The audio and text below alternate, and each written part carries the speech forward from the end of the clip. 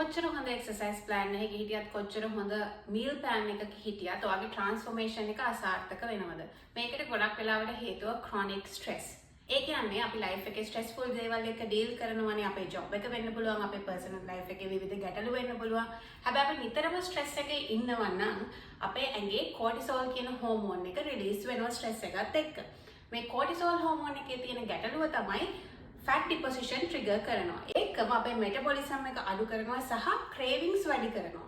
ඔයා කල්පනා කරලා බැලුවොත් ඔයා stressful වෙලාවල් වලට ඔයාට හිතෙනවා නේද පැණි රස දෙයක් ගන්න, මොන හරි crunchy දෙයක් ගන්න. එහෙම හිතෙන්නේ ස්ට්‍රෙස් එකට එන රෙස්පොන්ස් එකක් විදියට. හැබැයි ඉතින් අපිට ස්ට්‍රෙස් එක එනවා කියලා අපිට ලයිෆ් එකේ තියෙන හැමදේම එකරෙන් අයින් කරලා දාන්න බැහැනේ. අපි අපේ ජොබ් එක කරන්න ඕනේ, අපේ පර්සනල් ලයිෆ් එකත් එක්ක ඩීල් කරන්න ඕනේ. හැබැයි මේ හැමදේම එක්ක අපිට ස්ට්‍රෙස් එක මැනේජ් කරගන්න පුළුවන්. යෝගා, මෙඩිටේෂන්, බ්‍රෙත් වර්ක්, එතකොට නේචර් එකේ ඇවිදින්න යන එක, මේ වගේ හැබිට්ස් ඔයාගේ ලයිෆ් එකට පොඩ එකතු කරගත්තොත් ඔයාට ඔයාගේ ස්ට්‍රෙස් එක මැනේජ් කරගන්න පුළුවන්. ඒකම ඔයාට තනියෙන් ඩීල් කරගන්න බැරි ලොකු ඉමෝෂනල් ගැටලු තියෙනවා නම් ඔයාට තෙරපිස්ට් කෙනෙක්ට, කවුන්සලර් කෙනෙක්ට යොමු වෙන්න පුළුවන්.